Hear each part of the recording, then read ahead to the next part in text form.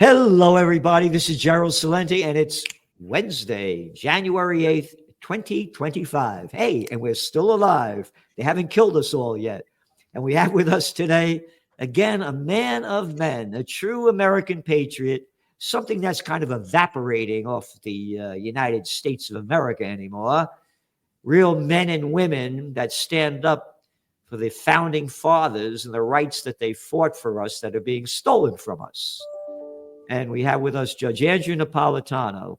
Again, as I say, when it comes to the Constitution, the Bill of Rights, you show me anybody, anywhere, any place in America that knows more about them than he does with the facts and how they're robbing us of our rights than Judge Andrew Napolitano. Judge, thanks so much for being here. Oh, thank you, Gerald. A pleasure to be with you. Thank you for the generous introduction. Thank you for all of our happy work together in 2024, which I hope we can do and even expand upon in 2025. One of the best things in 2024 was the rally for peace that you ran on September 28th at the Four Corners of Freedom, not far from where you are now. People still stop me on the streets here in Manhattan and tell me they saw me there. Wow. And it was a wonderful, moving event, and I look forward to the next one. I know we do it in the summertime, not now when it's 10 degrees out, but it was a great thing that you did, and the part of our collaboration, which I hope will continue and expand in the next year. Thank you, Judge. It's so sad. We're these billionaires. And by the way, I got to tell you, I am sick and effing tired of hearing everything that Musk has to say every damn day. You and every me. Day. Every day. What did Musk say? Hey, Musk. Hey, Gatson. How about, what are you worth, $400 billion? How about $1 billion for peace? Screw you, Salenti. Not a penny for peace. If the billionaires, Judge, put up money for peace, we'd have peace tomorrow. Yes, we would. But instead, they invest their money in the arms industry, and that will continue. Trump ran as the president of peace. In the past 2 days, he has threatened to use military force to steal Greenland, to steal the Panama Canal, and to invade the Gaza Strip. Wait a minute. And General Kellogg, his emissary on Ukraine, has said if Vladimir Putin doesn't come to the negotiating table and agree to a ceasefire, we'll increase the amount of military equipment we're sending over there. But am I in another world? Is this the same Donald Trump that condemned all this stuff 2 months ago? That ran as a peace candidate? Yes. That Trump? Yeah. And this is the Trump here. This is what he said about Israel. He said that all hell will break out if hostages not released by January 20th. It will not be good for Hamas, and it will not be good, frankly, for anyone. All hell will break loose. I don't have to say any more, but that's what it is. Oh, I don't have to say any more. I'm your dictator. I don't have to say anything more. Hey, all hell will break loose. All hell has already broken loose. Yes. In what you've done, the American government, in supplying Israel with another $8 billion worth of weapons that Biden just sent over to commit genocide against the Palestinians. Oh, they just killed another, 41 yesterday? Yes. 85 the day before, bombing hospitals, schools, churches, mosques, leveling the place to the ground, and this clown is talking about all hell will break loose? I mean, the implication, Gerald, was that he would not rule out the introduction of American troops. Could you imagine American troops physically, personally participating in genocide? Most of them will refuse to do it. I just couldn't imagine American troops fighting shoulder to shoulder with Israeli forces, slaughtering innocents in what remains of Gaza. I mean, we have already sent them 2,000-pound bombs, hundreds and hundreds and hundreds of these things, which they've dropped on tents containing refugees. How much more slaughter do you have to produce? To show you the hypocrisy, it just came out. I got to find this article about, here it is, Financial Times today. U.S. accuses Sudan militia of genocide and blacklists RSF leader. The RSF and allied militias have systematically murdered men and boys, even infants, on an ethnic basis and deliberately targeted women and girls for brutal sexual violence, said Anthony Blinken. Hey, Blinken boy, how about what Israel is doing to Palestinian women and children? Oh, did you see the articles coming out about how they're sexually abusing all the guys that they lock up? Yes. Oh, we won't talk about genocide. This is bullshit, Blinken. A little arrogant daddy's boy. My daddy was ambassador to Belgium. My uncle was ambassador to Hungary, or vice versa. Look at the hypocrisy. When Trump made his comments about bringing American forces to Gaza, he, of course, was talking about his goal was to release Israeli hostages. There's about 100 of them. What about the 10,000 Palestinian hostages being held by the Israelis who have never been charged or prosecuted for any criminal behavior? Is he going to use force to release those as well? Of course not. No. I got to tell you, man, I've had it with this. This Trump thing is going to be a horror story. It hasn't even started yet, but I'm 100% with you. What he just said about Greenland. I mean, this is like, it's more. I mean, Trump refuses to rule out seizing Greenland. Yep. He goes, asks whether he should exclude the use of military or economic coercion to acquire Greenland or assume control of the Panama Canal. He said, no, I can't assure you on either of those two, but I can say this. You ready? We need them for economic security. We need Greenland for national security reasons. I don't know what national security reasons there would be. If the United States were to attempt to seize Greenland, it would start World War III. Look at the map of the Arctic Circle. Greenland is ever so close to Russia. You think Putin would just sit there? You think President Xi would just sit there if we tried to do that? This is insane. This is the danger of having somebody like Pete Hegseth as your Secretary of Defense and Marco Rubio as your Secretary of State.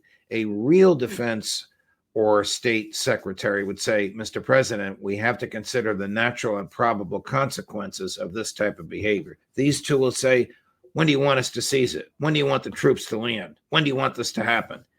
That's very, very dangerous to put at the disposal of thoughtless impulses in the president's mind, the might and force of the Pentagon and U.S. Diplomatic assets. Look at these little clown boys. None of them can fight their way out of a paper bag. Marco Rubio, Trump. I mean, all these guys want to start wars. Go over there and fight or shut your mouth.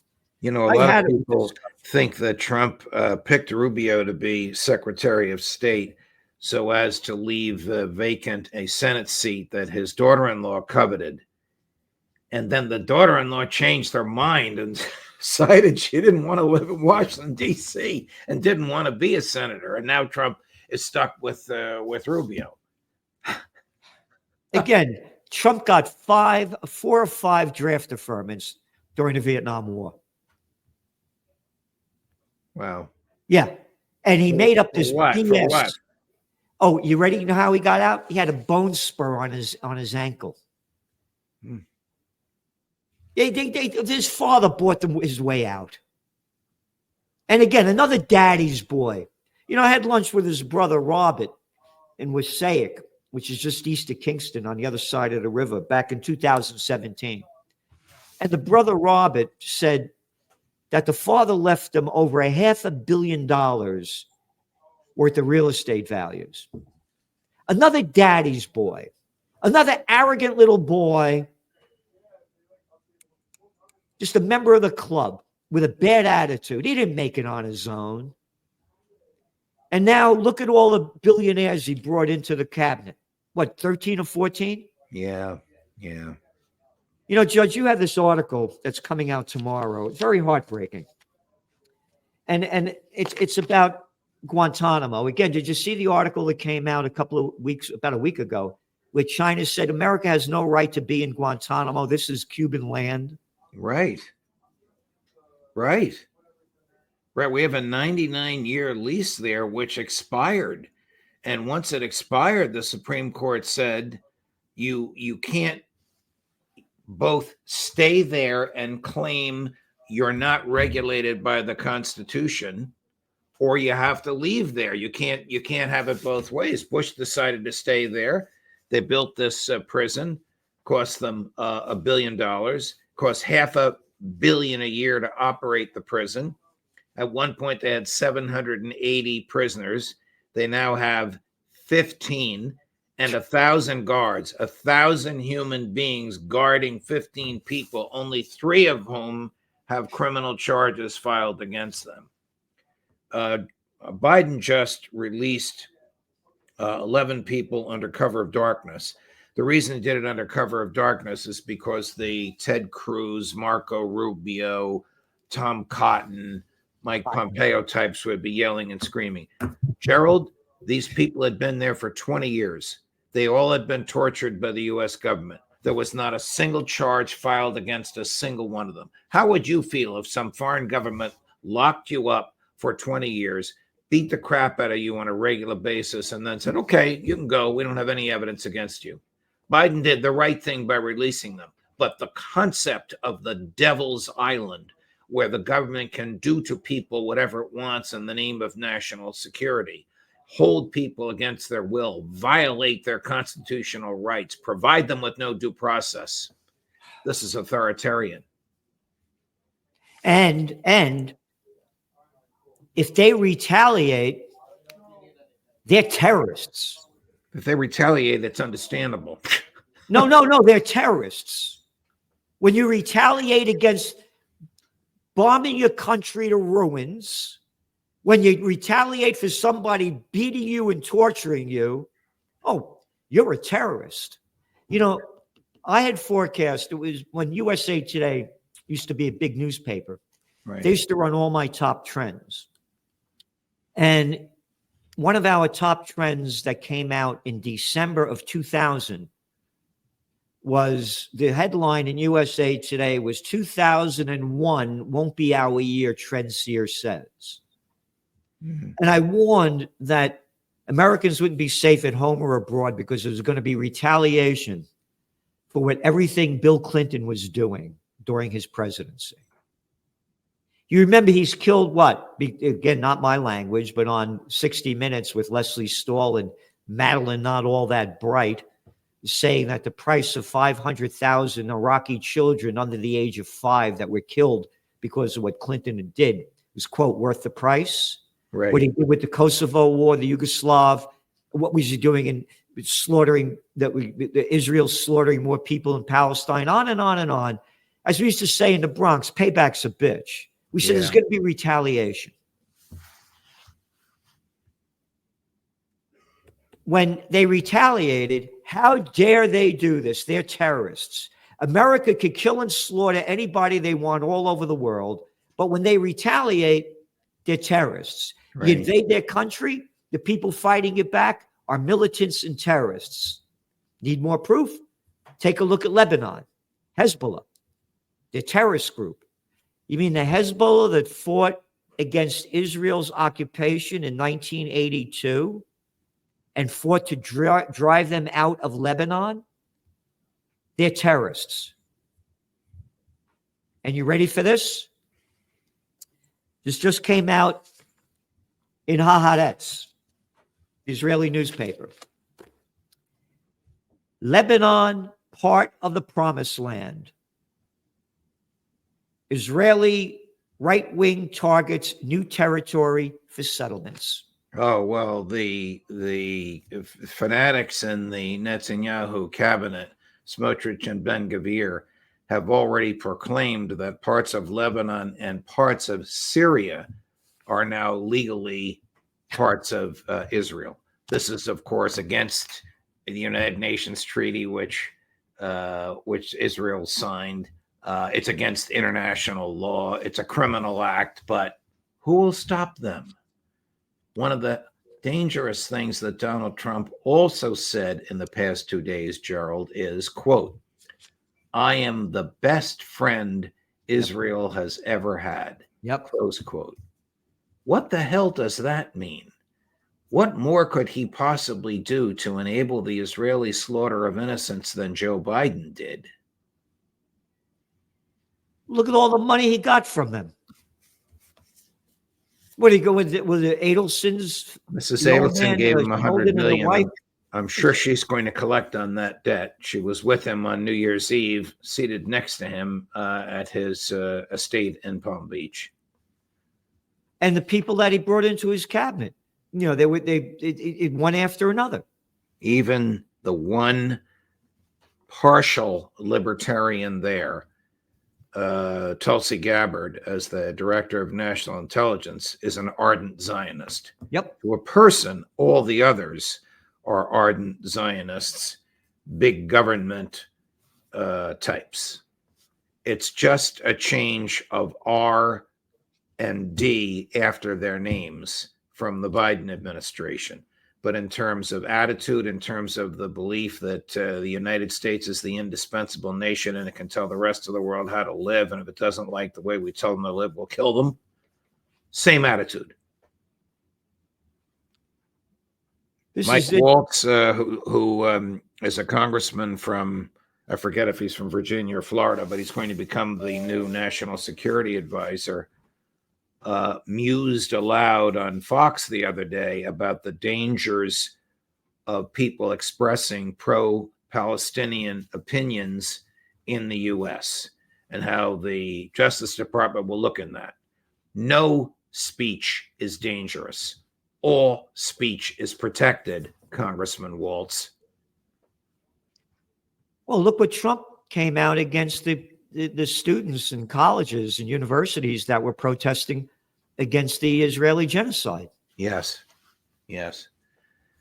So we're looking at dark times. I know this is our first podcast of the new year, and I hoped it would be happier. But the times are dark. You know, I read the comments from my viewers on my podcast, and many of them have said, I voted for Trump, but now I condemn this. I voted for Trump, but now I regret it. I wish Trump wouldn't do this. I wish he wouldn't say that. He's not even in office yet, and these people are regretting it. I got to tell you, I was shocked when he's come. Oh, Canada, by the way, we got to take over Canada too. Right, right. I forgot about that. I mean, how could he not be blasted for saying this stuff? Republicans. Where is the outrage? There is no outrage except on venues like this. Yeah. Republicans won't blast him, and most of the Democrats are afraid of him. You know, the only person I see in Congress that I have really any true respect for is this Thomas Massie. Massie is terrific. Absolutely terrific. He's a modern day Ron Paul, maybe even more articulate and with more backbone. He's just phenomenal. But he's the only one. Rand Paul to a certain extent, but a lesser extent. Yeah. But everybody else falls in line. And talking about falling in line, if you want to get in line and get the facts, you got to go to Judging Freedom. Oh, thank you, Gerald. No, the people that you have on there are phenomenal. And you go to Judging Freedom. And who are you going to have on next, Judge? I have Jeff Sachs on, who's going to talk about this speech that he gave at 4:30 this afternoon.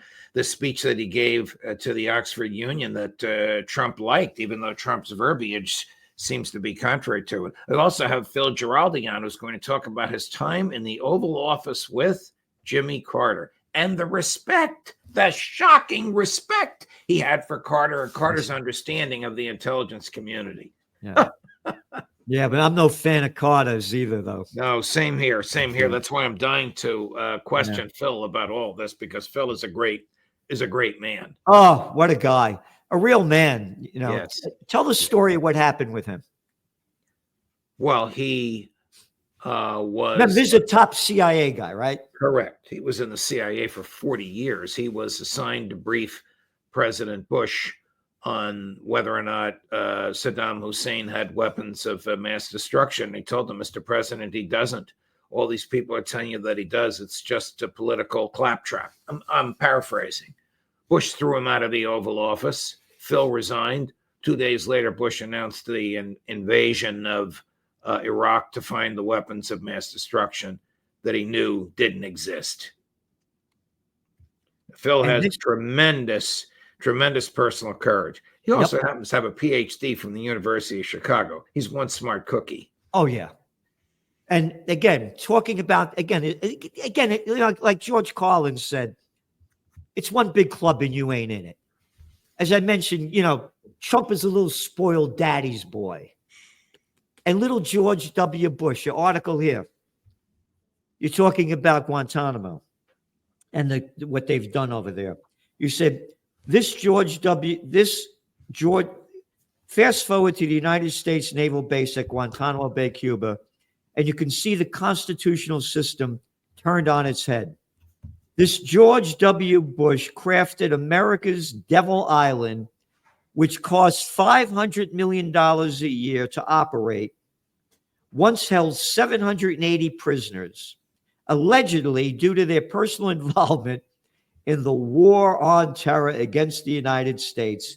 Not a single one of them has been convicted of 9/11 related crimes, and only one former detainee is currently serving time in an American federal prison.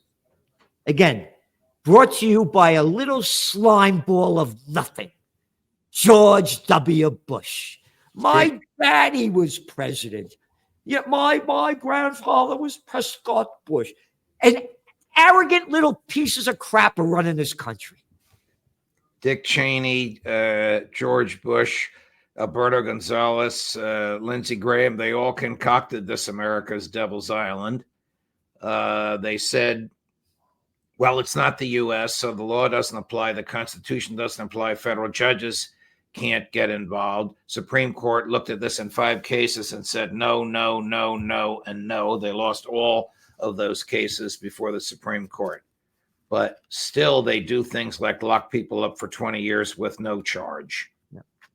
And they steal our money to do it. Oh, it's yes. called taxes. Yes. Well, $500 million a year to operate a prison that holds 12 people and has 1,000 prison guards. I mean, it's laughable. It's so absurd, but it's true. It's laughable because it's part of the military-industrial complex, Correct. Which is a sick joke. Correct. These arrogant boys. Oh, look what happened to these guys, by the way, that happened in New Orleans and Las Vegas. Former military guys, current ones, right? Yes. One of the guys, here, this is the data, Judge. They had